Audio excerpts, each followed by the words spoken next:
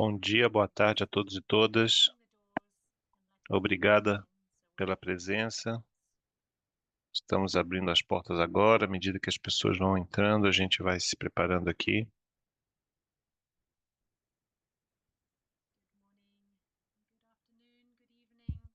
Bom dia, boa tarde, boa noite. Bem-vindos, bem-vindas. Vamos falar sobre COP30, nosso webinário de hoje. Seria lindo se vocês já aproveitassem para se apresentar no bate-papo, falando o seu nome, de onde você está, se conectando, né, nesse nosso evento, sua entidade.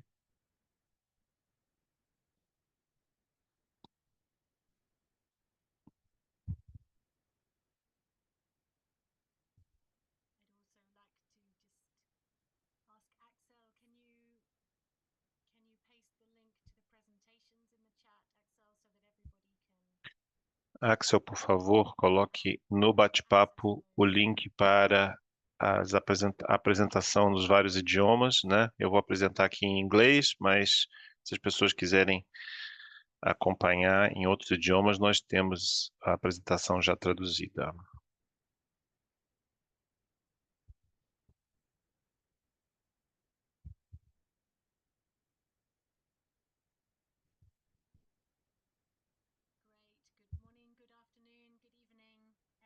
Bom dia, boa tarde, boa noite. Bem-vindos, bem-vindas.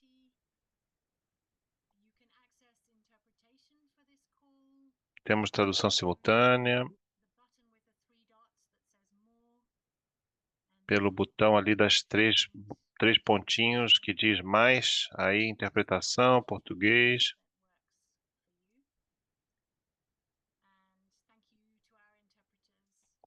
Obrigada aos intérpretes.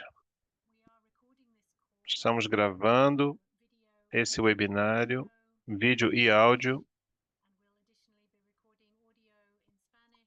em inglês e nos outros idiomas apenas o áudio. Tudo ficará disponível depois, assim como os slides, né, que já foram disponibilizados aí no bate-papo por meio de um link de Google Drive. Esse é o primeiro briefing do ano da equipe Groundwork.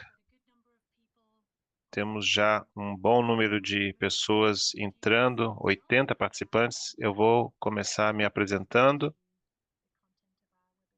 e já vamos mergulhar no nosso conteúdo de hoje.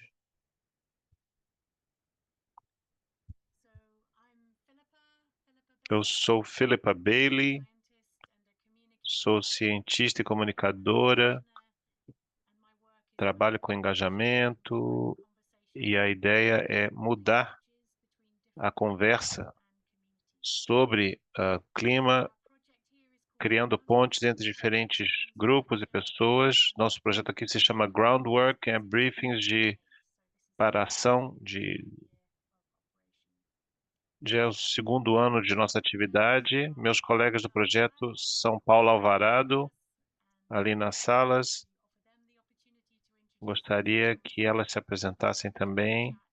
Elas vão ficar de olho no bate-papo e também postando aí recursos interessantes ao longo da nossa conversa.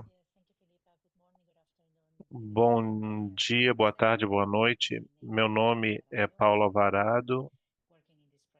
Trabalho nesse projeto há 2 anos, desde a COP29, trabalhando com Filipa, Alina e uma equipe maior para criar esses briefings, né, para apoiar as delegações que vão a esses eventos, né, criando ferramentas, construindo pontes.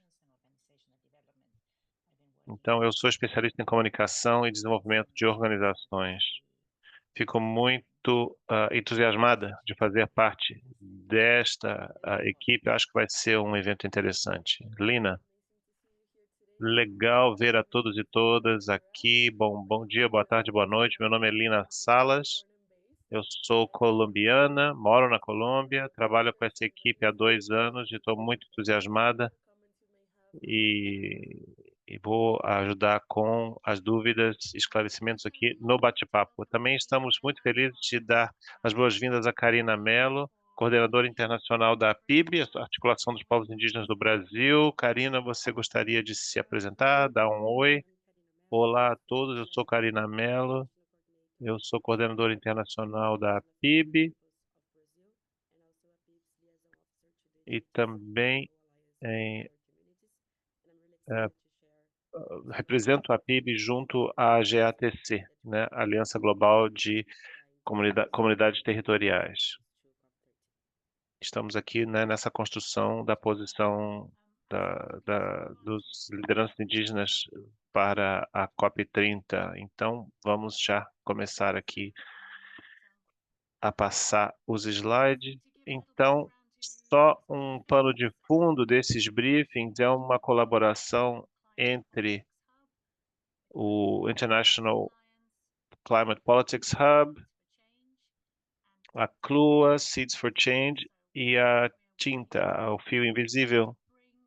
Estamos trabalhando juntas para desenvolver esses briefings no ambiente virtual e também por escrito para povos indígenas e ah, comunidades locais, usando a inteligência mais recente do ICPH e alinhando isso com as prioridades dos povos indígenas e das comunidades locais e oferecendo os materiais de diferentes formatos. Então, esse é um dos formatos, é o formato webinário, né? Mas também oferecemos materiais escritos. Se você quiser apoio moldado para seu tema ou a sua região, a gente pode ajudar sim. Somos uma equipe pequena, mas gostaríamos de poder responder às necessidades das pessoas e das entidades. Bom, sobre o dia de hoje, temos aqui tivemos uma introdução, depois vamos falar sobre o que é a COP, explorar um pouco as negociações e como elas se ligam às prioridades dos povos indígenas. Depois a Karina vai falar um pouco sobre a expectativa da APIB, as prioridades da PIB para a COP30. Como parte disso, falaremos sobre mobilização indígena no sentido mais amplo e teremos tempo para perguntas e respostas no final. Então, já mergulhando direto, o que que é a COP? Essa coisa louca, a gente vai falar sobre o que que é a Convenção Marco sobre as mudanças climáticas da ONU, o que acontece nas negociações, o que acontece do lado de fora e como se conectam as duas coisas. Tem muitas camadas nesse processo e compreendê-lo e é importante para a gente tomar nossas decisões e como vamos atuar, né? Então, então é a Convenção Marco, a Convenção Quadro, né, sobre a mudança climática, juntamente com a da biodiversidade e do combate à desertificação, surgiram a partir das convenções do Rio de 1992. As partes são países, né? Então, tudo é negociado entre os países, os estados. E só 3 países não fazem parte da, da convenção, que é Irã, Líbia e Iêmen. Como vocês sabem, já devem ter ouvido falar, os Estados Unidos também está saindo. Isso acontecerá em janeiro, oficialmente, mas na prática já estão fora. E isso tem um grande impacto. Esse ano é expressivo porque são 10 anos desde o Acordo de Paris. O Acordo de Paris, os países aceitaram metas vinculantes de manter o aumento das temperaturas globais a menos de 2 graus dos níveis pré-industriais. E o número que surge sempre é 1,5, né? Por causa da ciência, como nós entendemos, tem muitos impactos mais perigosos se a gente não fica dentro do 1,5, né? E as negociações que acontecem no COP, isso é tudo voltado para essa meta. Então, isso aqui é a estrela guia, por assim dizer, né? Muitos acordos foram feitos, a ideia agora é a implementação, é o que está faltando, né?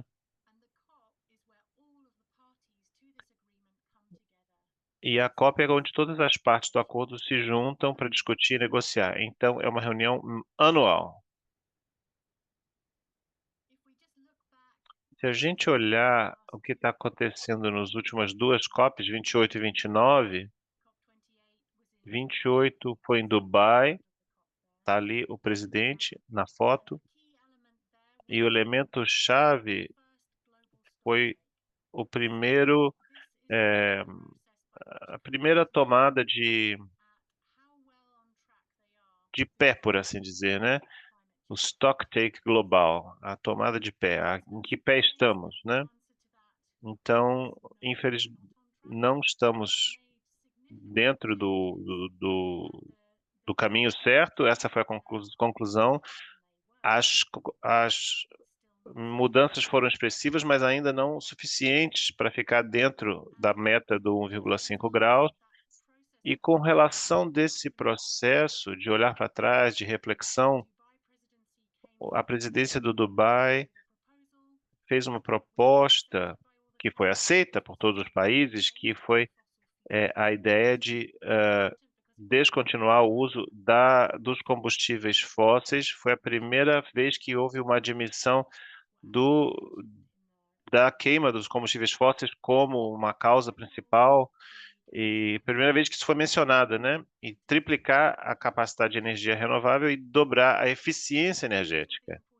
Então, esses foram os resultados chaves do COP28. COP29, que foi ano passado no Azerbaijão, foi o primeiro acordo sobre financiamento para clima, começando em 2000.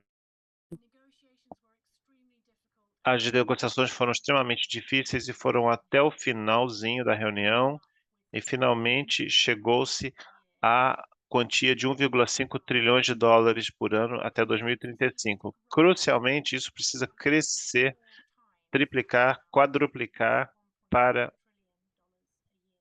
perdão, de 300 precisa chegar a 1,3 trilhão. Então, existe essa história do mapa de Baku, né, capital do Azerbaijão, para Belém. Então, existe essa discussão de como fazer esse número crescer de 300 bilhões para 1,3 trilhão. Então, foi bastante decepcionante para os povos indígenas, porque não só os acordos financeiros eram inadequados para a escala da necessidade, boa parte do financiamento que está sendo disponibilizado não é na forma de doações, é na forma de empréstimos, né? Não são aportes diretos e não interessa o aumento do endividamento, né? E muitos não vão diretamente para as comunidades, frequentemente passam por muitas camadas, o que significa frequentemente que boa parte da quantia que chega na ponta é muito pequena, são muito pequenas. Havia uma linguagem bastante preocupante com relação à questão da descontinuidade do uso dos combustíveis fósseis, né? E não houve essa centralidade dos povos indígenas, afrodescendentes, comunidades locais, como era desejado. Então, houve a falta de uma abordagem baseada nos direitos dos povos. Então, isso foi decepcionante, essa parte foi decepcionante. Passando para onde estaremos esse ano, de 10 a 21 de novembro, estaremos em Belém, Belém do Pará, no norte do Brasil, de 10 a 21 de novembro. É um processo de quase 2 semanas, é um pouquinho mais curto, porque vão fazer a reunião de líderes, em que os presidentes e primeiros-ministros vai ser antes da COP, 3 dias antes da COP. Belém é considerado o portão de entrada à Baixa Amazônia. É uma cidade pequena, então é uma grande coisa para Belém, né? E isso tem a ver com a presidência do Brasil da G20 ano passado. Então, o Brasil está assumindo na diplomacia mundial um papel bastante, de liderança, de protagonismo, e isso é importante, especialmente à luz do fato de que os Estados Unidos estão tirando o corpo fora, né? Então, sempre tem esses dois elementos, a zona verde, a zona azul. Em Belém, será num velho aeródromo, então é grande, em outras palavras. Depois será transformado num parque para a cidade. A área verde, a zona verde é a zona pública, que vai ter pavilhões, palcos, palestras, mas nenhuma negociação. E a parte azul vai ter acesso só quem tiver acreditação.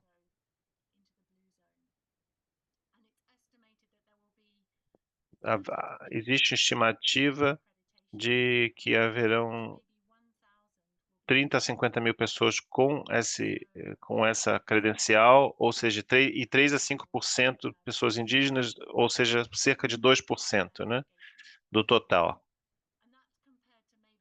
Isso se compara com, com 300 a 400, o que é uma melhoria, mas ainda é um número pequeno. Então, a delegação total indígena vai ser uma força nova, visível, né? Maior do que costuma ser e pode fazer uma contribuição importante na COP30. Parte do que a gente quer levar em consideração hoje é como é que a gente pode garantir que esses 2% de delegados da Zona Azul possam fazer um impacto, possam ter um impacto e convocar as pessoas do lado de fora da Zona Azul para ajudar a amplificar esse impacto. Então, eu me pergunto se é útil, eu criei esse diagrama aqui. Axel, por favor, mais 2 cliques aí. Eu estou pensando assim como camadas de uma cebola.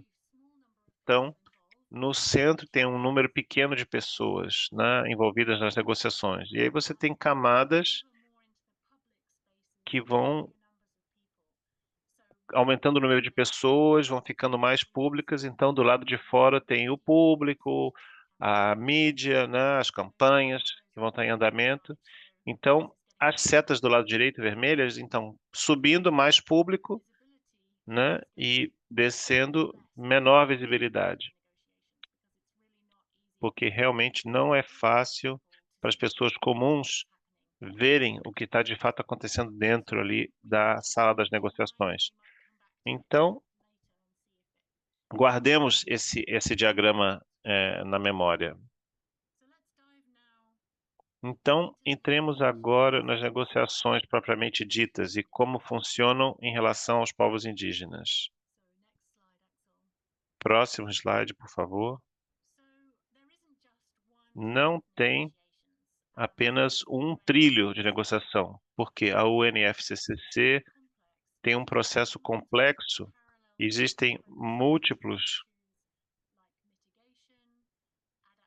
questões: mitigação, adaptação, perdas e danos, mercado de carbono, alimentos e natureza. Então, se você vai se envolver ou prestar atenção a negociações, provavelmente é importante escolher um trilho e ficar nele para acompanhar, porque cada dia tem uma programação intensa e toda em paralelo. É difícil seguir tudo ao mesmo tempo. E cada negociação precisa avançar por consenso. Todo mundo dentro da sala tem que concordar e o que torna o processo bastante lento e difícil, né? Imagina 197 advogados numa sala de países muito diferentes tentando entrar em acordo com perspectivas diferentes, formas de governo diferentes, indústrias diferentes. É difícil. Então, frequentemente formam-se grupos de negociação e isso ajuda os países a defender mais eficazmente as suas posições. Então, por exemplo, É um grupo que representa muitas das pequenas ilhas que são afetadas pelo aumento do nível do mar. Tem muita frustração nesse processo e tem muitos países nesse contexto.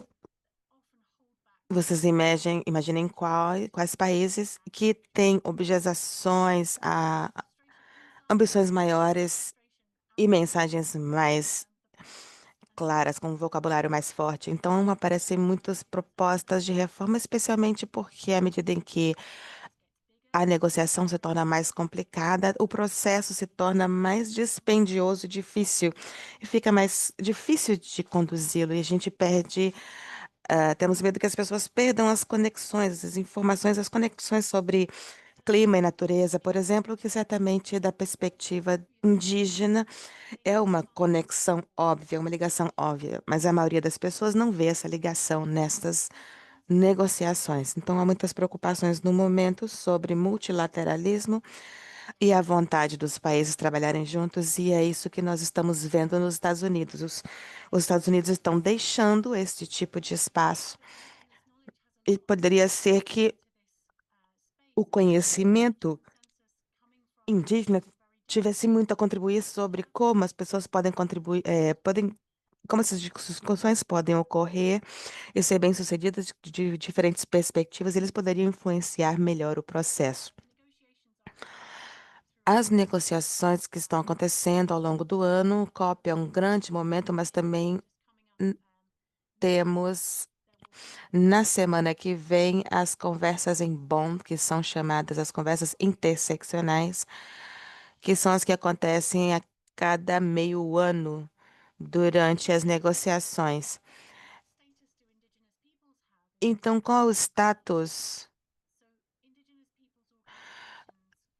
dos povos indígenas como observadores? São uma das 9 constituições que participam deste processo. Outras instituições são o Caucus Indígena, o Caucus de ONGs, e também, na verdade, são apenas capazes de observar as negociações e fazer comentários. Nós precisamos, então, de países e partes interessadas que tenham capacidade de promover essas negociações. Em termos de organizações indígenas, existe um caucus, e o caucus é chamado de IIPFCC, o Fórum Indígena Internacional do Caucus Indígena. Vocês podem ver a sigla que eles organizam as reuniões, os encontros indígenas dentro da Zona Azul para descobrir quais são as questões que estão sendo negociadas e fazer contribuições a isso. E recentemente foi desenvolvido um caucus indígena que promove o diálogo entre os jovens dentro desta categoria. O outro grupo, ou os outros mecanismos que eu quero mencionar neste processo são as comunidades locais, a plataforma de povos indígenas e comunidades locais, que reúne esses grupos com países e partes de 7 regiões socioculturais. Essa plataforma é para intercâmbio de conhecimento, capacitação, colaboração com a UNFCCC. Eles se reúnem todos os anos antes da COP. E também tem, todos os anos, uma pré-COP, de forma que quem quiser participar da LCIPP precisa se inscrever e estar presente antes que comecem as reuniões oficiais.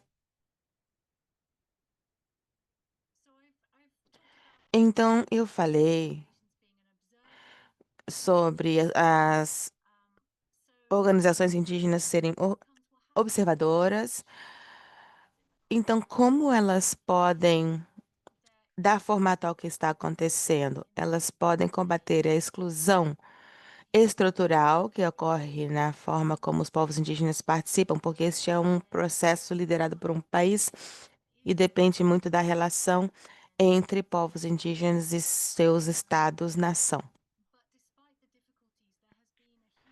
Mas, apesar das dificuldades, tem havido uma dificuldade ao longo do tempo, no sentido de promover as vozes indígenas. E a COP30 é uma oportunidade especial para fazer isso. Então, a forma como as pessoas têm feito isso de maneira eficaz até o momento é conversando com as partes antes das COPs, sabendo, os governos nacionais sabendo e conversando e sabendo se isso é possível com a sua delegação do seu país e mesmo os representantes indígenas dentro das delegações de cada país devem participar em seu próprio, dentro da delegação do seu próprio país. Então, tem muitos grupos dentro do caucus discutindo questões como finanças, mercado de carbono, a adaptação, perdas e danos, e tem papéis diferentes dentro da COP que podem ser compartilhados, podem ser negociadores e, assim, também podem ser observadores, negociadores. E essa imagem aqui, como vocês podem ver, é do Azerbaijão, um grupo que tem vários líderes indígenas e trata de questões de conhecimento tradicional. Eles também têm, os povos indígenas também podem falar nas cerimônias de abertura e encerramento, e vocês podem ver um link aqui sobre as contribuições que podem ser feitas e algo novo e importante esse ano é que os povos indígenas da Amazônia, dos 9 países amazônicos, acabaram de se reunir em Brasília, no Brasil, para uma COP pré-indígena e querem trabalhar, trabalharam muito para levantar as suas prioridades para a COP30. Vocês podem encontrar um link para isso também, junto com esses slides. Então, nós estamos ainda nessa questão da negociação. Quais serão os tópicos que serão negociados este ano, inclusive o progresso em direção aos resultados globais do Global Stocktake, ou seja, a transição para a eliminação dos combustíveis fósseis, triplicação das energias renováveis, dobrar a eficiência energética e como fazer isso tudo acontecer. Isso tudo inclui o trabalho com o programa de transição justa, como cada país, cada economia deve fazer a sua transição para a energia limpa. E a transição justa é um ponto muito importante para as comunidades locais e povos indígenas, porque tem implicações para as florestas e sobre o uso da terra e o impacto causado pela busca por minerais estratégicos que essa transição exige. Então, os recursos são muitas vezes encontrados em terras indígenas. E mais uma vez, vocês podem encontrar um link na apresentação para uma declaração feita pelos povos indígenas sobre a transição justa. Essa declaração foi feita em uma reunião realizada no final do ano passado. Outro ponto importante de Baku para Belém, no guia de Baku para Belém, é a questão das finanças climáticas, de 3 bilhões de dólares a 1,3 trilhões de dólares. Então, como se faz isso? Quais são as pernas, os pilares, digamos, deste tema? Este é o Objetivo Global para Adaptação e que expressa como nossas comunidades vão lidar com o aumento das temperaturas. Também este ano é o ano limite para os anos apresentarem suas contribuições nacionalmente determinadas, que é onde eles dizem aonde ou como eles vão reduzir as suas contribuições para chegarem a 1,5 graus. E isto a maior parte dos países perdeu esse prazo porque muito poucas dessas determinações nacionais foram estabelecidas. Os países não deveriam perder, mas é um momento importante para os povos indígenas se engajarem com seus governos nacionais o máximo possível para garantir que seus interesses e prioridades sejam garantidos nessas negociações. Me desculpem, estou falando já faz muito tempo. Eu sei que vocês devem querer parar um pouco, mas vamos passar só mais um pouquinho sobre essa questão de além das negociações, porque tem muitas questões que são muito importantes para os povos indígenas, comunidades locais e afrodescendentes, e que não são parte das negociações, mas estão na próxima camada, digamos, de negociações. Então, isso inclui o que nós chamamos da agenda de fato. A agenda de fato não é apenas sobre países, mas sobre a inclusão de negócios, filantropias e sociedade civil. E o interessante é que a agenda de ação não precisa de consenso entre os partidos, entre as partes, para poder progredir. E nesse sentido, ela pode ser mais progressista e mais ambiciosa no que quer realizar. Muitas das declarações que vocês verão vêm desta agenda de ação. E muitos dos povos-chave nessa agenda são chamados os campeões do clima. E o Brasil tem 3 campeões este ano. Cineu Wapichana, que é uma campeã indígena do Brasil, do estado de Roraima, na Amazônia. Marcele Oliveira, campeã da juventude, ela está aqui junto com o presidente Lula. E Dan Yoshpe,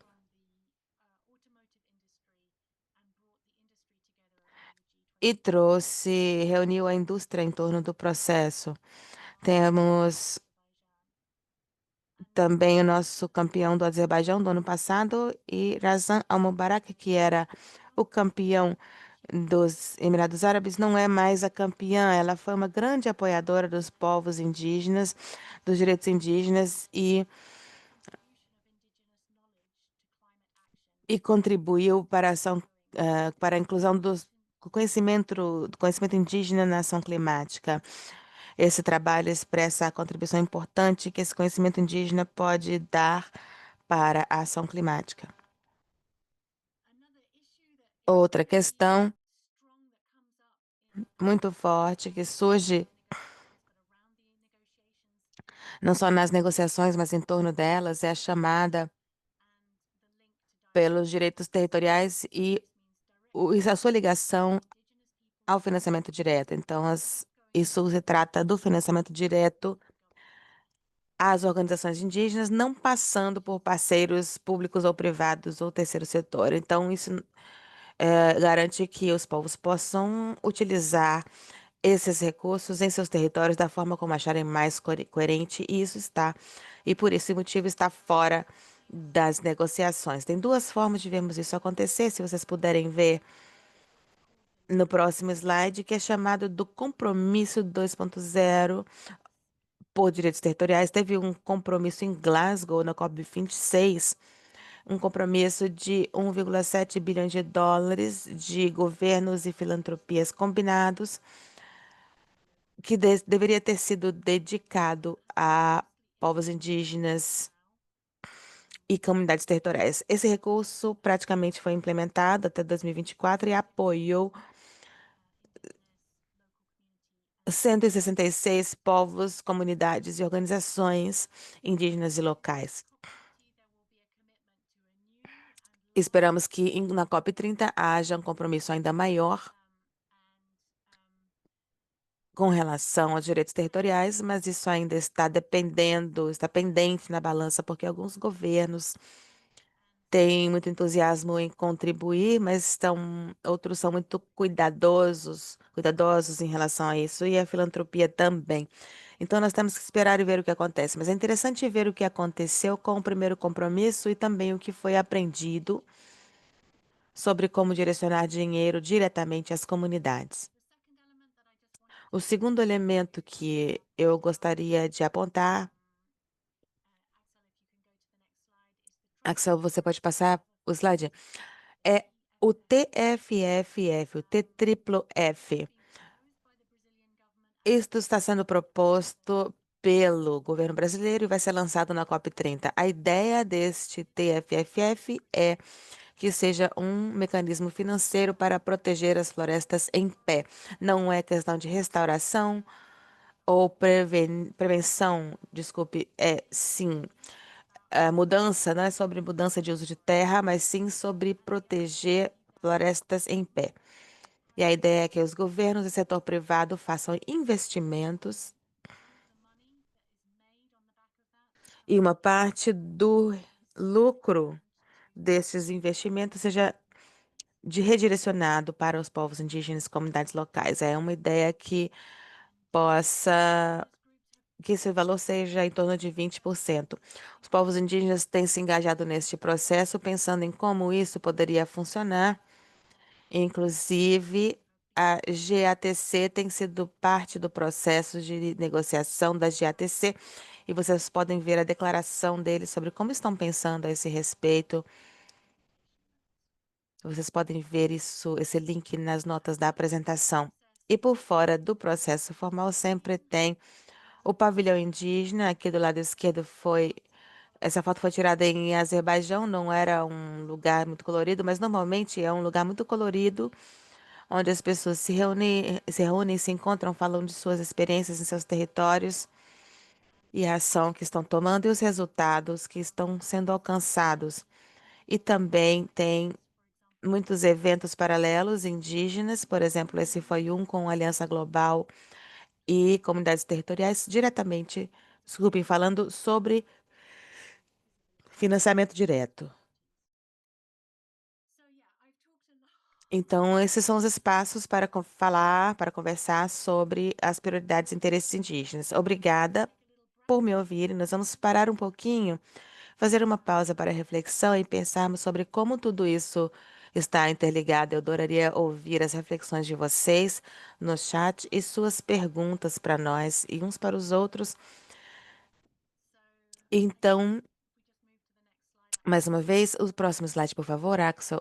Em caso que seja útil para vocês, agora nós sabemos como são as negociações. Axel, você pode clicar aí. Nós temos a agenda de ação em torno das negociações. Nós temos eventos paralelos, temos a Zona Verde, temos as mobilizações, demonstrações que podem acontecer dentro da Zona Azul e Verde e também mais amplamente. E nós temos as conversas e campanhas feitas com a mídia e o público. Seria ótimo se as pessoas pudessem refletir onde são os espaços onde eu quero causar um impacto e como eu posso me conectar a isso e como eu posso me conectar dentro desses espaços para que possam haver pontes, para que a solidariedade possa transitar entre essas camadas. Vamos tirar alguns minutos, se vocês tiverem ideias e também se vocês tiverem planos para a COP30 e quiserem compartilhar isso com outras pessoas, esse é o momento de colocarem isso no chat para que as pessoas possam entender também o que vocês estão fazendo.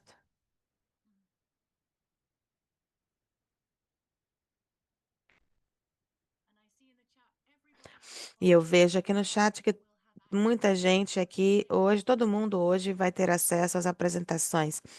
Então, vocês podem acessar a apresentação agora. A Paula acabou de compartilhar o link. Então, vocês têm aí apresentações em inglês, espanhol, português, francês e barraça. Então, por favor, compartilhem e usem. E nos avisem se houver correções a serem feitas.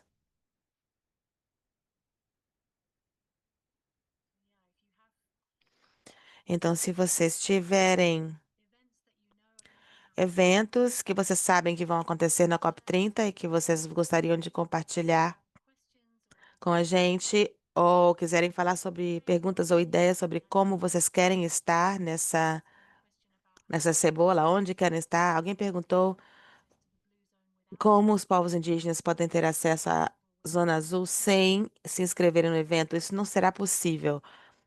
Então, a Karina pode talvez informar melhor sobre isso, mas o governo brasileiro está tentando negociar e povos indígenas estão negociando com a presidência do Brasil para levar 500 delegados indígenas brasileiros na Zona Azul e mais 500 indígenas do mundo inteiro na Zona Verde. Então, povos indígenas querem participar e tem que ser parte da delegação do seu país para poderem participar da Zona Azul, mas ninguém sem se inscrever poderá entrar na Zona Azul, infelizmente. E é muito restrita e se torna território da ONU durante o tempo da COP. A Zona Verde não requer a credencial, qualquer um pode entrar, é entrada franca, você pega um vale, um passe para aquele dia e está aberta. A Karina provavelmente falará sobre isso. Então vai haver uma COP indígena em andamento ao mesmo tempo. Então todo mundo vai poder participar disso. Então vai ter muita atividade fora dessas zonas verdes e azuis das quais eu falei.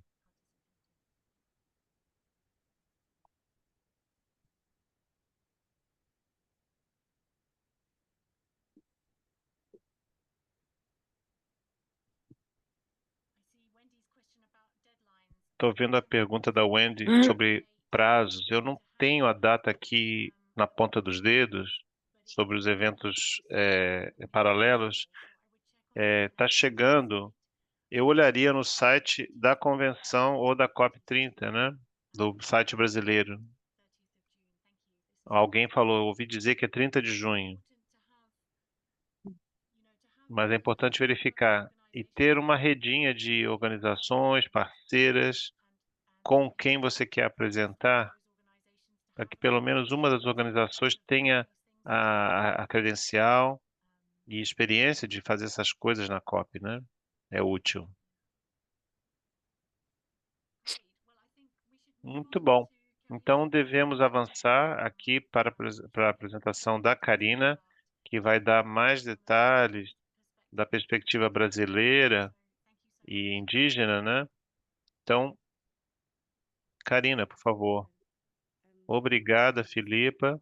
Eu vou aqui compartilhar a minha tela também.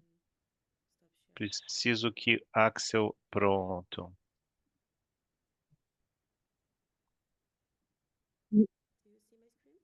Estão vendo minha tela? Legal. Bom, então olá novamente. Então, com base em tudo que a Filipa compartilhou, eu vou falar um pouco sobre essas conversas, estratégias globais podem ser úteis aqui para uma perspectiva nacional. Eu vou falar rapidamente sobre a PIB e sua estratégia de defesa dos suas perspectivas, a participação, incluindo a Cúpula dos Povos, a COP indígena e o pavilhão indígena na Zona Azul. E novos órgãos de governança para os povos na COP30.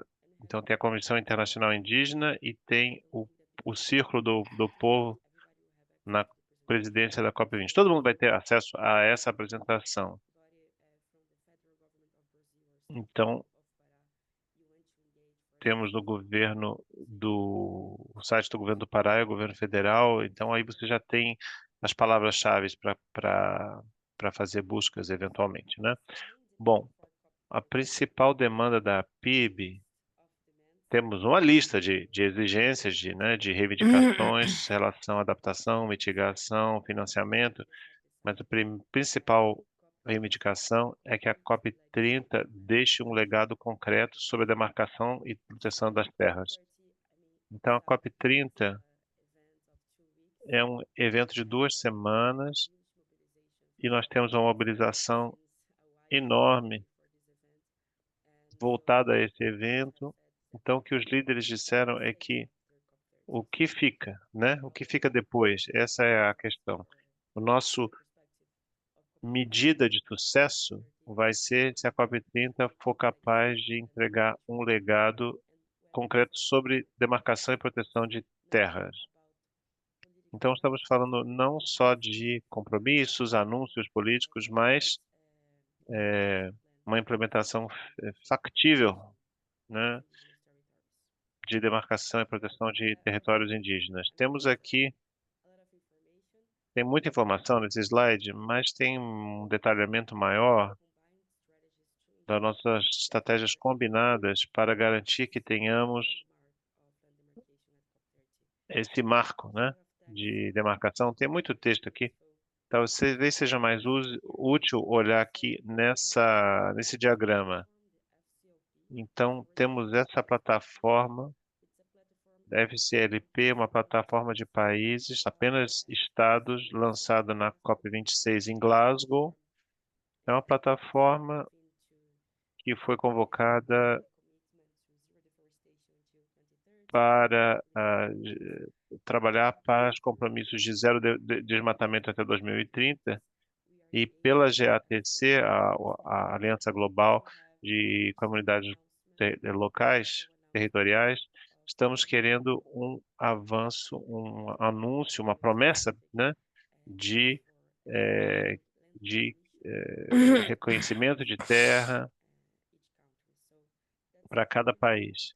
Isso é algo muito importante que aconteça, porque seria a primeira vez que os países fariam esse compromisso de alto nível, reconhecendo a importância da terra, da posse da terra, na mão dos povos indígenas para a agenda do clima. Isso é uma promessa global e que a gente pode pensar para o Brasil. Estamos pedindo também a inclusão do que a gente chama do NDC indígena, né, do Plano de Contribuição Nacional.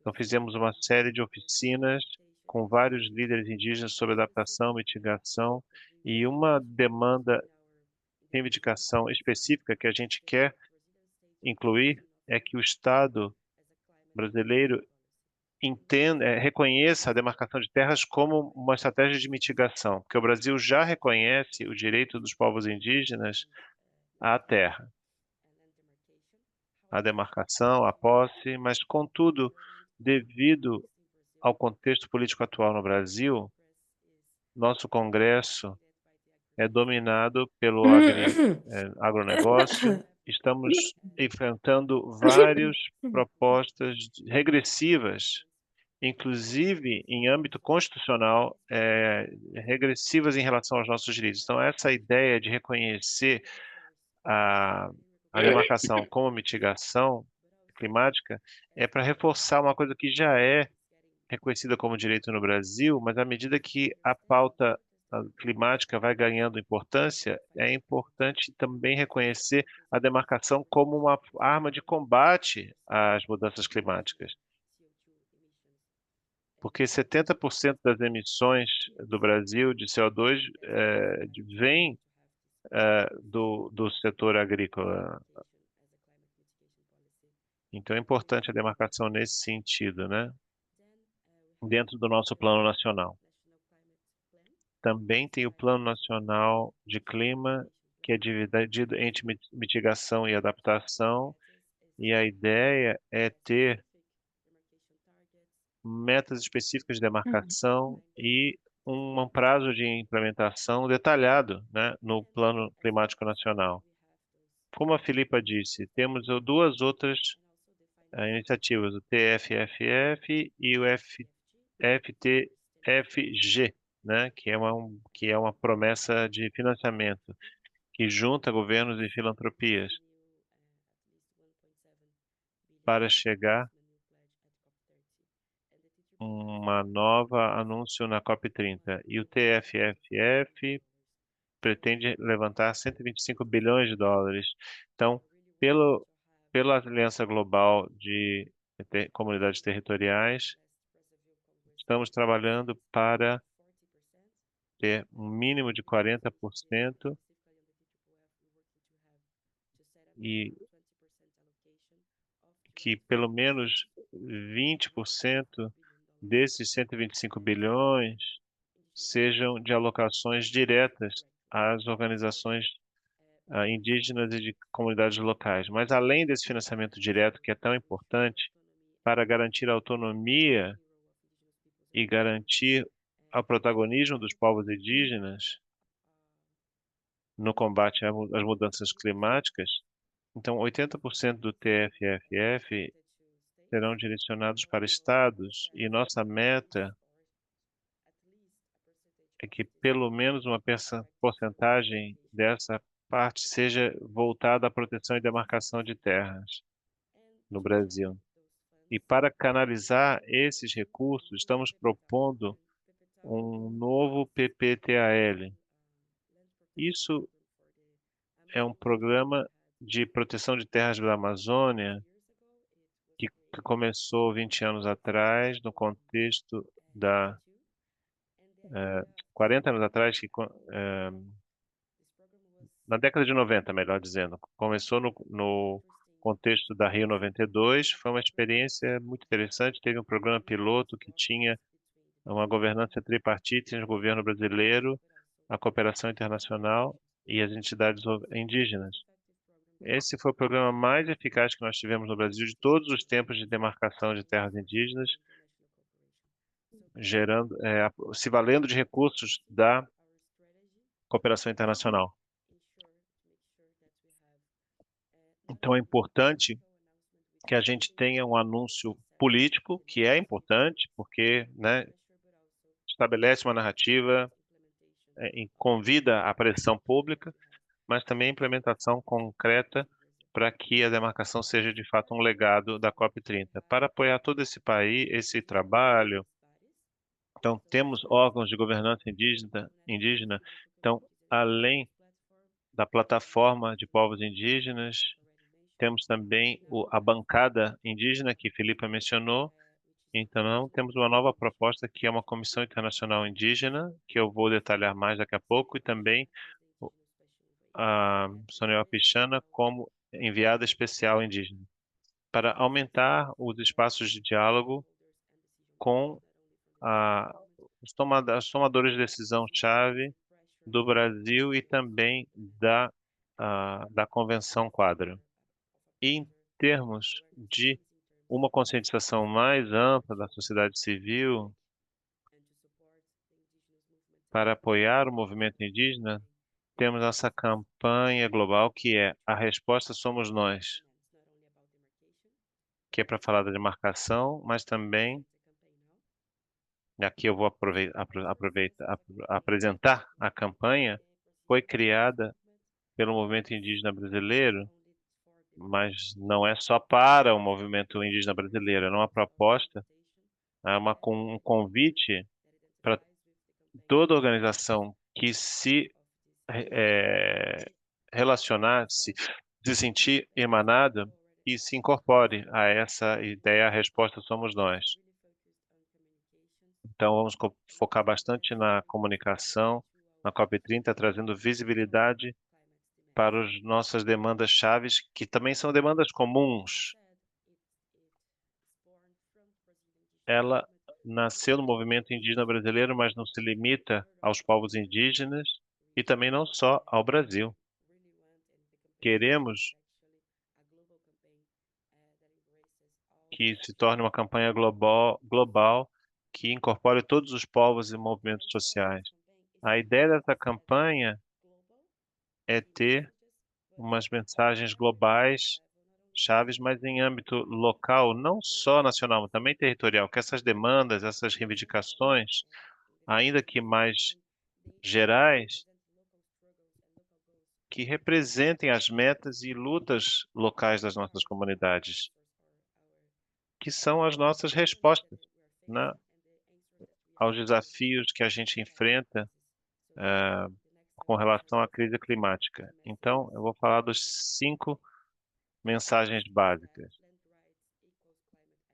Uma que direito à terra igual à ação climática, né?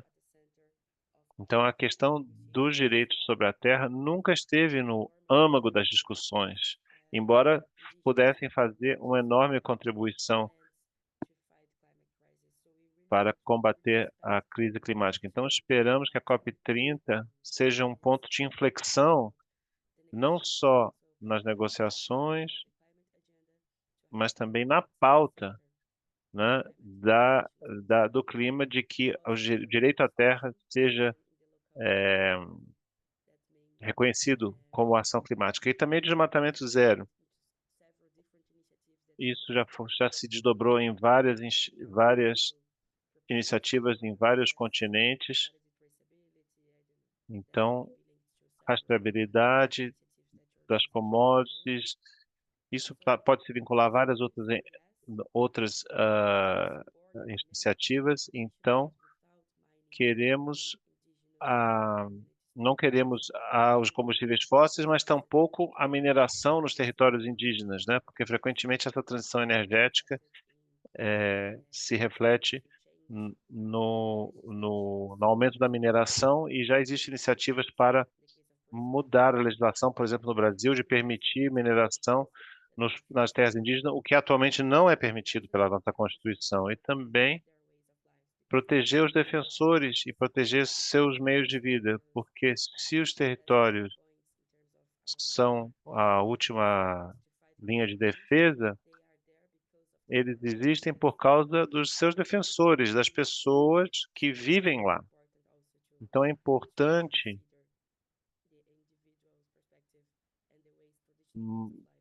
pensar nos modos de vida tradicionais e individuais. Então essas são os cinco eixos, né, da campanha. Existe um calendário global de mobilização. Nossa ideia é, no próximo semestre, engrenar, né, para que a gente chegue em novembro com uma COP popular. Então, com manifestações públicas de grande porte, a gente só vai conseguir fazer isso juntos se a gente estiver aumentando a mobilização, a coordenação, as manifestações ao longo do semestre. Então, aqui está o nosso calendário, né? Em 18 de julho, provavelmente 18 de julho, ainda a confirmar, e outra mobilização 27 de agosto, em paralelo à Semana do Clima do Rio, né? 21 de setembro, uma manifestação global,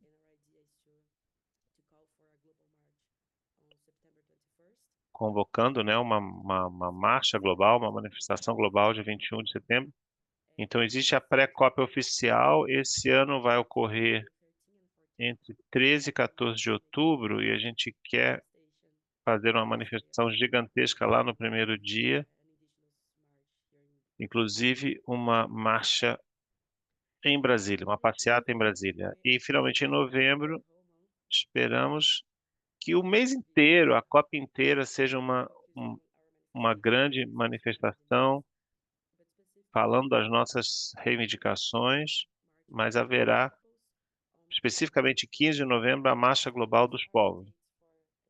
Então, como eu disse, são as datas globais de mobilização, e como essa campanha é global, é de todos e todas as entidades que se irmanam, né, que esposam essas demandas centrais, eu convido a todos e todas a participar e a gerar suas próprias calendários de lutas nos seus países. Ainda não temos um calendário no nosso site, nem os materiais, mas vamos atualizar até o fim do mês, né? Então, vamos ter esses banners, esses ah, cartazes que podem ser impressos. Temos aí em vários idiomas, né? Inclusive o Bahasa. E é claro, as pessoas ah, podem sempre fazer seus próprios materiais.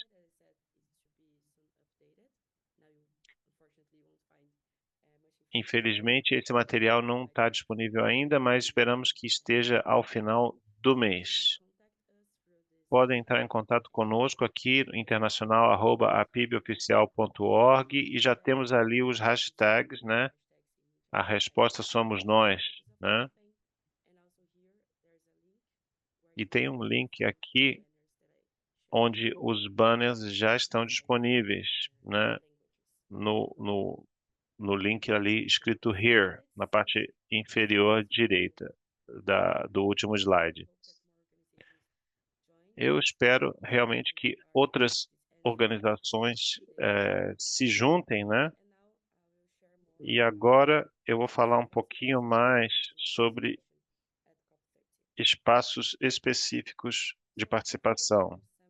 Então, tem a Cúpula dos Povos, que é uma coalizão internacional de movimentos sociais criadas a partir do Brasil, mas se tornou internacional. São mais de 500 movimentos sociais e entidades da sociedade civil que se juntaram em 2023 durante a Cúpula da Amazônia em Belém. Já sabíamos que o Brasil ia ser o anfitrião da COP30, então a coalizão foi criada para coordenar entre as organizações e ter uma participação conjunta e expressiva.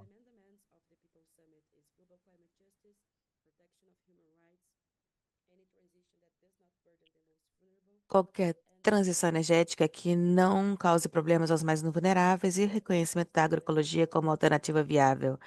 Nós temos organizações indígenas como membros da Cúpula dos Povos, a PIB-COIAB, que é a Organização Indígena para a Região Amazônica, a OPIAC, que é a Organização Indígena Colombiana para a Região Amazônica. Em todos esses movimentos, incluindo a delegação, algumas pessoas esperam reunir pelo menos 50 mil pessoas, desculpe, 15 mil pessoas na primeira semana da COP. Aqui são as datas da Cúpula dos Povos, que vai iniciar no dia 12 de novembro. Dia 13, dia 14, nós teremos plenárias. Nós teremos em novembro 15 a marcha e novembro 16 a assembleia de encerramento. Vocês têm aqui o website, e-mail de contato e para participação na Cúpula dos Povos. Em paralelo, como eu disse, que essa cúpula vai juntar movimentos também nessas plenárias. Nós não estamos focando apenas nos povos indígenas ou comunidades, mas também outros segmentos. Então, nós teremos uma COP específica indígena que será complementar à Cúpula dos Povos. Inclui as datas e as delegações esperadas, incluindo 3 a 5 mil indígenas em escala global. Como disse a Filipa, como tem muitas restrições logísticas e outras, nós queremos fortalecer a participação na Zona Azul. Então, não seremos capazes de ter, claro, 15 mil pessoas da Cúpula dos Povos, ou essas 3 a 5 mil pessoas que estarão no evento de maneira geral, não conseguiremos fazer com que participem da Zona Azul. Elas vão ter que ter seus espaços específicos para falar sobre suas experiências e incluir suas demandas. Essa é a ideia da Copa Indígena e uma das coisas que nós estamos trabalhando juntos com a GTC é o desenvolvimento do programa, que ainda não está aberto para propostas, mas que haja um dia específico para as demandas indígenas, em que a nossa plataforma de financiamento direto vai receber propostas e parcerias de financiamento direto.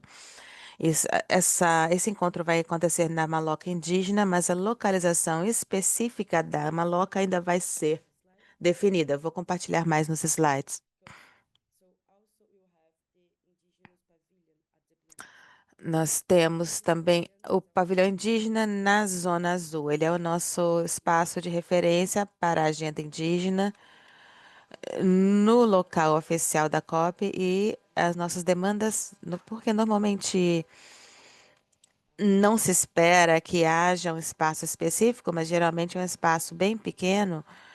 Nós estamos então pedindo um espaço maior e melhor no pavilhão da Zona Azul. E a chamada para propostas, eu vi uma apresentação do governo brasileiro. Alguém perguntou sobre isso no chat. Parece que esse espaço vai ser aberto em agosto, mas normalmente é mais cedo. Esse local, no fim de junho, início de julho, já está aberto. Então, talvez essa informação não esteja correta, mas pelo menos foi a última informação que eu recebi da parte do governo brasileiro na semana passada. Então, para o pavilhão indígena, como tem processos diferentes, específicos, para que se envie propostas de eventos paralelos para a Zona Azul. Há também outro para o pavilhão indígena. Eu não sei as datas. Estamos ainda esperando que seja estabelecida uma data limite para recebimento de propostas. Então, este é um mapa dos nossos 3 espaços de referência. Aqui é o espaço oficial da COP, como já a Felipe já compartilhou.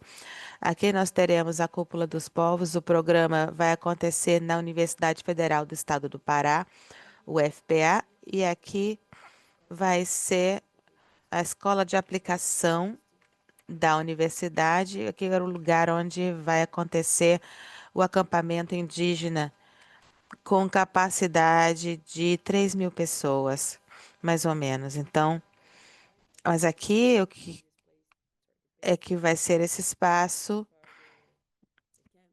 Aqui teremos espaço para acomodações da delegação indígena, mas para a Copa Indígena ainda não sabemos onde vai acontecer, se vai acontecer aqui nesse mesmo espaço de acomodação ou aqui no mesmo local da Cúpula dos Povos. Então é isso que ainda deve ser definido. Aqui temos também a distância entre essas localizações.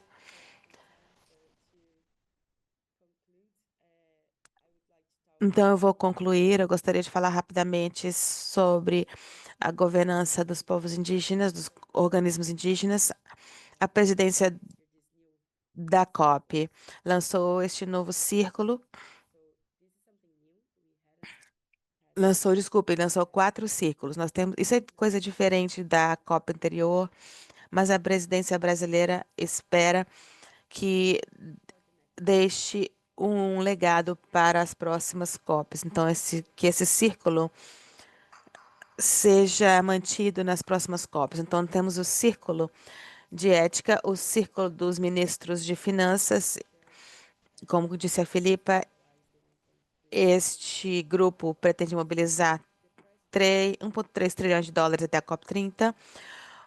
Temos o Círculo dos Presidentes e tem o Círculo dos Povos.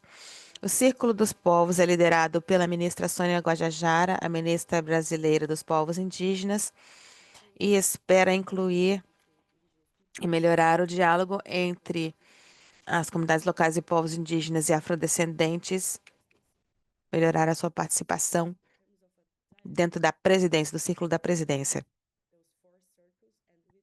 Então, temos esses 4 círculos e nós, dentro do círculo dos povos, nós temos pelo menos 2 comissões. Nós temos a comissão por povos indígenas e afrodescendentes. Eu não sei se esta comissão vai ser separada em 2, uma para comunidades indígenas, para povos indígenas e outros para afrodescendentes e comunidades locais e afrodescendentes, e a outra será para povos indígenas. Então, o objetivo aqui é melhorar o diálogo dentro do movimento com a presidência da COP30 e além da agenda de negociação, incluindo a agenda de ação, o programa da COP30, logística, por exemplo. Esta comissão é responsável por obter 1.000 credenciais para os povos indígenas no Brasil, 500 para indígenas brasileiros e 500 para indígenas de todo o mundo. Não sabemos, tem muitos desafios com isso, com esse objetivo, mas esse é o papel da comissão, representar nossas demandas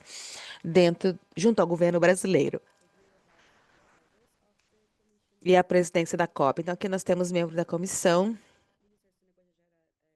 não apenas a ministra Sônia Guajajara, Ela está no Círculo dos Povos, mas também na Comissão Internacional. E nós temos os membros da comissão. Atualmente, nós temos algumas regiões do Cáucaso indígenas, Ásia, África e Latam até agora, América Latina até agora. Temos a UNFPFII, a GTC, a PIB, COIAB, a AMIGA, que é a Organização Nacional de Mulheres Indígenas, G9 da Bacia Amazônica, com as 9 organizações indígenas da Bacia Amazônica. E também o Secretariado-Geral da Presidência da República. Então, agora, por causa da COP, porque a COP está acontecendo no Brasil, nós temos mais representação de organizações indígenas brasileiras, além da GATC e do Caucus e do Fórum Permanente, mas esperamos que no próximas COPs as organizações brasileiras se retirarão da comissão e organizações indígenas australianas passem a fazer parte. Então, o próximo encontro desta comissão será no dia 22 de junho em Bonn. Se vocês estiverem lá, por favor, participem. Então, eu falei bastante. Eu tenho esse anexo para vocês sobre quais são os participantes-chave no Brasil, para vocês verem quem é responsável pelo quê e saberem quem a quem se dirigirem se forem fazer alguma advocacy ou alguma demanda com relação a algum assunto específico. É isso que eu tinha para vocês pelo momento. Obrigada.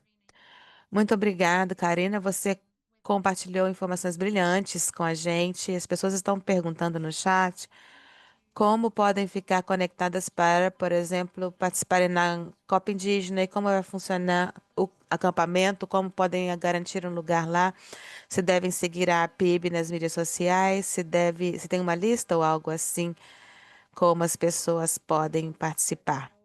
Sim, claro, a campanha, o website da campanha será atualizado com informações, mas nos slides eu coloquei nosso e-mail e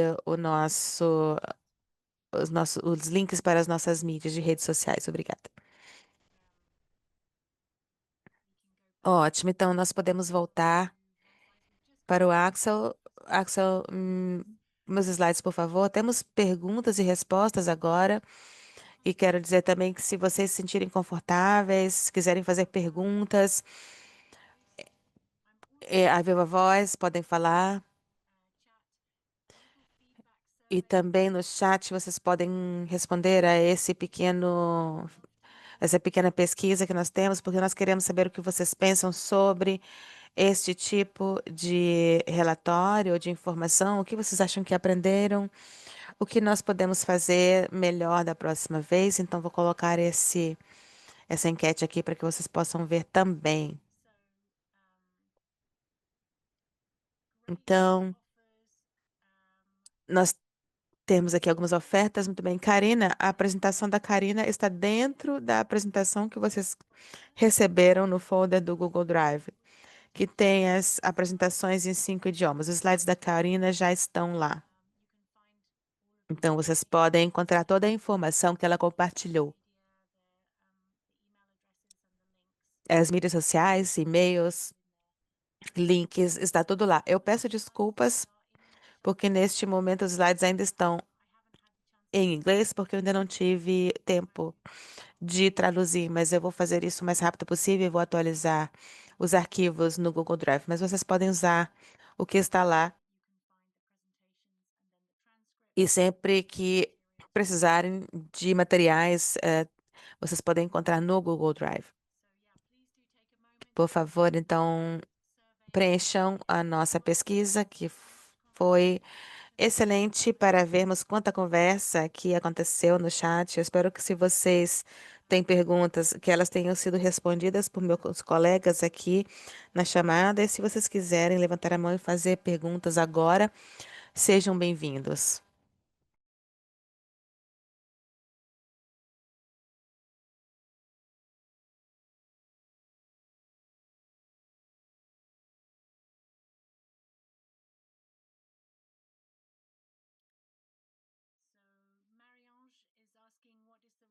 Marianne está perguntando qual a sua relação com a Coica.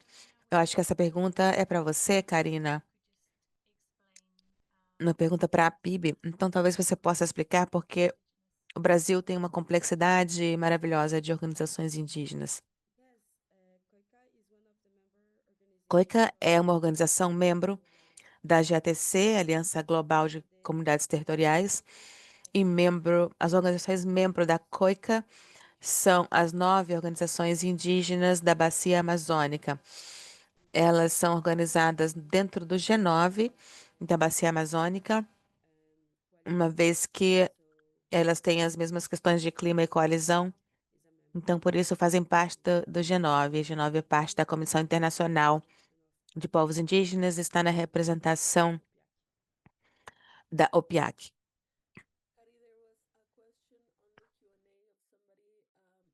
Tem uma pergunta, Karina. Alguém está perguntando o que vai acontecer no dia 27 de setembro, nas mobilizações. Eu não posso compartilhar muito agora, sinto muito, porque eu ainda não tenho muita informação sobre essa iniciativa global, mas tem muitas organizações parceiras que estão organizando esta mobilização global entre o dia 19 e dia 21 de setembro, e vão haver manifestações. E setembro 21 vai ser a data de encerramento. Mas assim que tivermos mais informações sobre o calendário de mobilização, será compartilhado no website de campanhas e, claro, nós também utilizamos o nosso grupo de WhatsApp para compartilhar essas informações.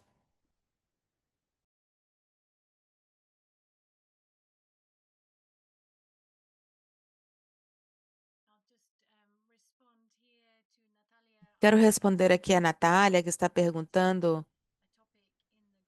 se para apresentar um assunto na Zona Verde, o que precisa fazer? Sim, é preciso esperar que se abra o período de recebimento de propostas para submeter a sua proposta. É muito bom que você já se organize junto à sua organização parceira, inclusive, para saber aonde você pode, talvez, vir a realizar esse evento.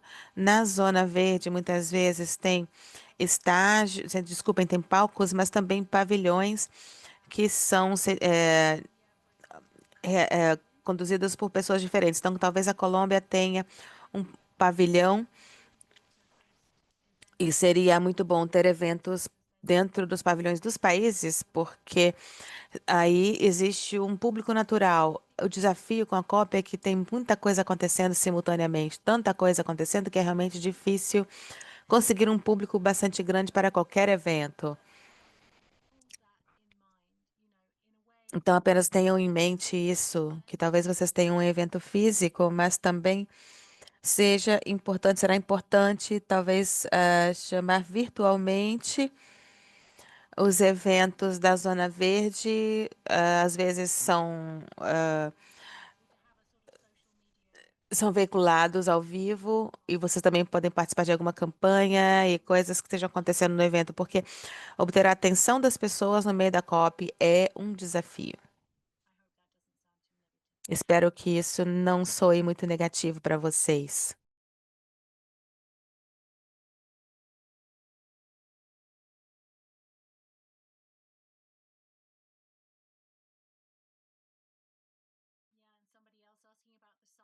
Alguém aqui perguntou sobre o local para registro na COP30. Ainda não tem, não existe um local de registro, um website para registro. Não é um processo aberto assim. Você tem que passar por uma organização inscrita, credenciada, que tem um certo número de crachás disponíveis ou vagas disponíveis. Vocês têm que passar por essa organização e tem que procurar na lista de organizações para saber quem está inscrito, credenciado e quantas vagas eles têm. Então, outra forma é passar pelo seu governo nacional, porque as partes, os governos nacionais, podem pegar qualquer número de pessoas, podem levar qualquer número de pessoas em suas delegações para a COP. Então, essa seria a forma mais flexível de conseguir uma credencial, mas muitas vezes não é realista porque vocês talvez não tenham acesso a esses pontos de entrada no governo, ou talvez seja perigoso tentar fazer essas relações. Então, Bom, infelizmente, mas essa seria a forma mais flexível de conseguir crachás para a Zona Azul. E as organizações, sim, nesse momento as organizações ainda não sabem quantos crachás elas terão. Então faltam 6 meses para a COP e essas organizações ainda não vão saber por mais uns 2 meses, provavelmente. Não vão saber quantos terão. E aí vão definir quem de suas organizações vai participar e se tem alguma credencial em, digamos, sobrando para oferecer. Então, os governos ainda são a forma mais flexível de obter crachás para participar. Vou procurar o link das organizações credenciadas e vou incluir isso nos recursos e também atualizar a apresentação.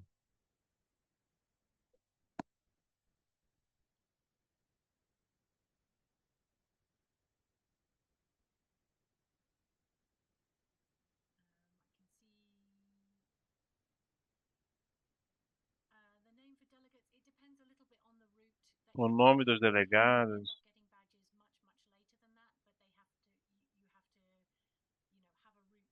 é importante ter uma rota por meio de uma organização que tenha credenciais alocadas e os nomes podem ser mudados até bem perto do evento propriamente dito, para responder à pergunta do Tom.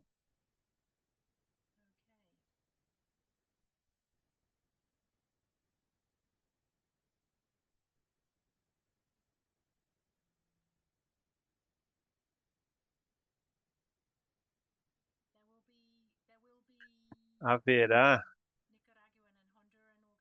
organizações nicaragüenses e hondurenhas?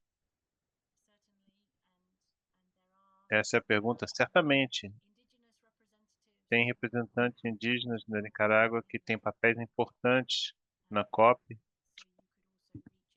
Também você pode falar com essas lideranças. Eu posso botar alguns nomes aqui no bate-papo.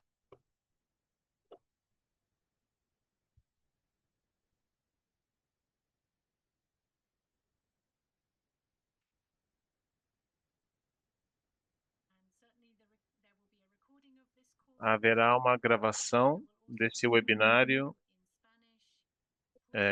e também o áudio em separado em português, espanhol, francês e Bahasa. Vamos tentar transcrever e, é claro, vocês podem compartilhar os slides, né? Ou seja, disseminar esse link do Google Drive. Também enviaremos por e-mail diretamente o link para que todos tenham informação.